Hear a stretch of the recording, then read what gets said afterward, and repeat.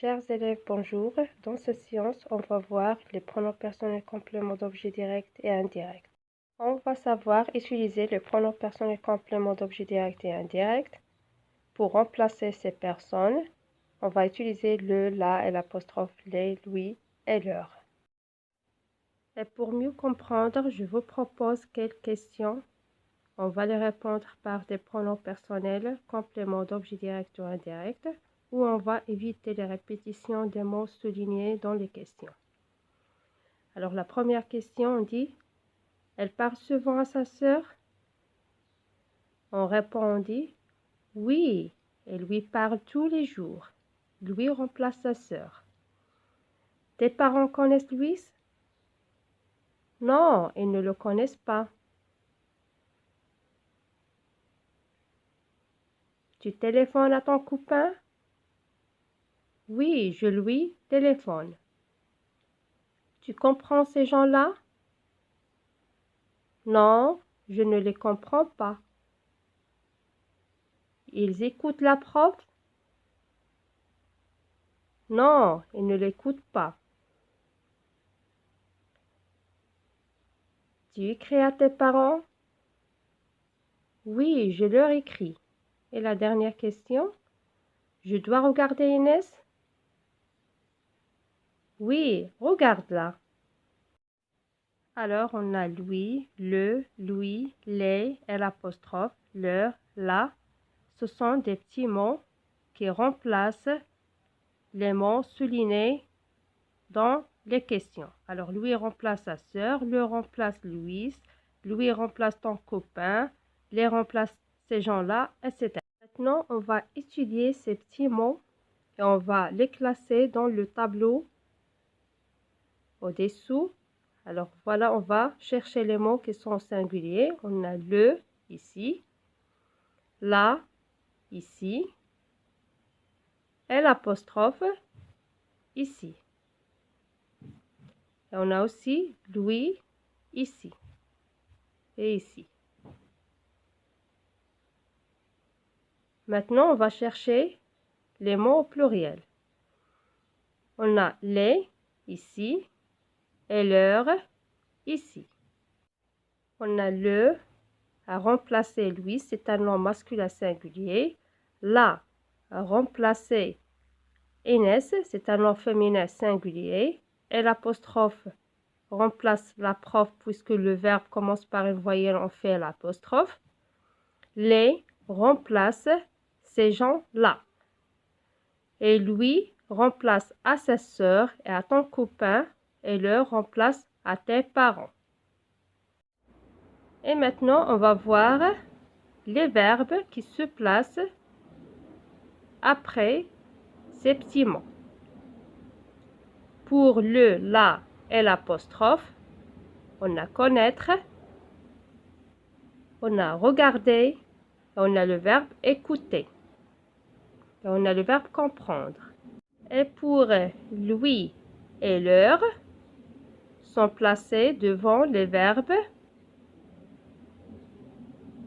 On a parlé, téléphoner et écrire.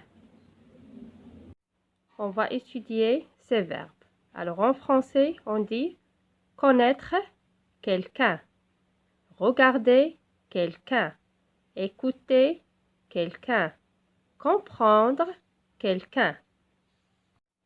Pour les verbes de deuxième colonne, en français, on dit parler à quelqu'un, téléphoner à quelqu'un, écrire à quelqu'un.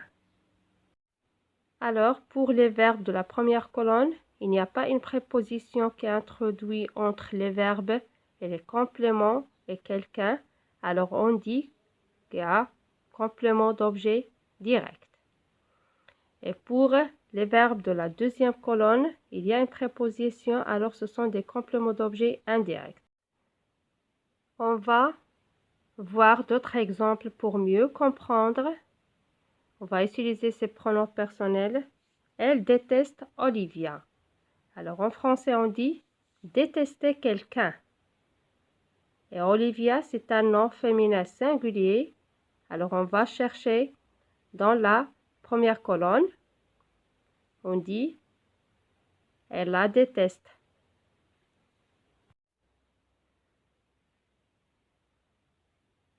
D'autres exemples. Je réponds à mes parents. En français, on dit répondre à quelqu'un. Alors, on va chercher le pronom dans la deuxième colonne. On a à mes parents, c'est un nom pluriel. Alors, on dit je leur réponds. D'autres exemples. Tu attends ton cousin. En français, on dit attendre quelqu'un.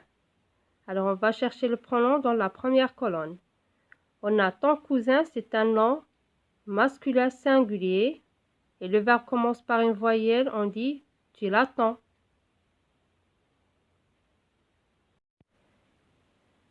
D'autres exemples.